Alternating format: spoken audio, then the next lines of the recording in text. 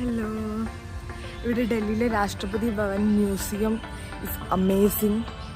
So ഇന്ന് നമ്മൾ museum visit day. ഭാരതിക്ക് ഞാനെന്താ സംസാരിക്കുന്നത് പോലും അറിയില്ല. അവൾക്ക് മലയാളം ഒട്ടും ഭാഷയില്ല, എന്നാലും അവൾ എന്നെ സപ്പോർട്ട് ചെയ്യും കേട്ടോ. ഈ കുട്ടികളൊക്കെ കാണുമ്പോൾ നിങ്ങൾക്ക് എന്താ പറയുക, സ്കൂളിൽ നമ്മളൊക്കെ ടൂർ പോകാൻ വേണ്ടിയിട്ട് ഇങ്ങനെ ടീച്ചേഴ്സ് നമ്മളെ ലൈനായിട്ട് നിർത്തിക്കാറില്ലേ, അതുപോലെ തോന്നില്ലേ? അതൊക്കെ പോട്ടെ. നേരെ കാണുന്നതാണ് രാഷ്ട്രപതി ഭവൻ. അപ്പോൾ നമുക്ക് നേരെ പോയാൽ രാഷ്ട്രപതി ഭവൻ ഗാർഡനിൽ കയറാൻ പറ്റും. ഈ ഒരു സമയത്ത് ഇതൊക്കെ ഓപ്പൺ ആയിരുന്നു.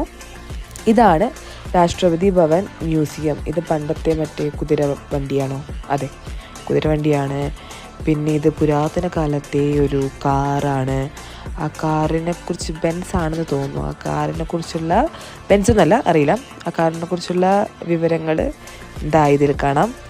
മോഡൽ അത് നിങ്ങൾ വായിച്ചു. ആ ബെൻസ് തന്നെ. ഇതാണ് രാഷ്ട്രപതി ഭവൻ്റെ സ്റ്റിൽ മോഡൽ. സൈഡിൽ കുറേ ആൾക്കാരൊക്കെ നിൽക്കുന്നുണ്ട്. അതാരൊക്കെയാണാവോ?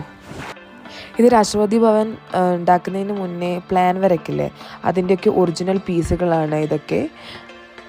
നമ്മൾ രാഷ്ട്രപതി ഭവൻ്റെ ഉള്ളിലാണുള്ളത്. ഇവിടെ എ സി ഉള്ളതുകൊണ്ട് നല്ല സുഖം.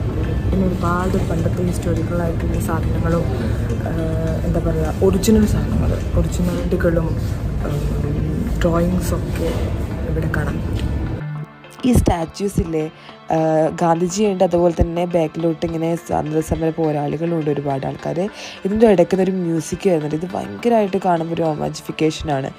പിന്നെ ഇതൊക്കെ ഓരോരോ ആ സമയത്തെ സ്വാതന്ത്ര്യ സമരത്തിൻ്റെ ആ ഒരു എന്താ പറയുക, സ്ട്രെസ്സും കാര്യങ്ങളൊക്കെ ഓർമ്മപ്പെടുത്താനായിട്ടുള്ള ഒരുപാട് സ്റ്റാച്യൂസും സ്റ്റിൽ മോഡൽസും ഓരോ ഇൻസിഡൻസിനെ ബേസ്ഡ് ചെയ്തിട്ടുള്ള ഒരുപാട് കാര്യങ്ങളാണ്.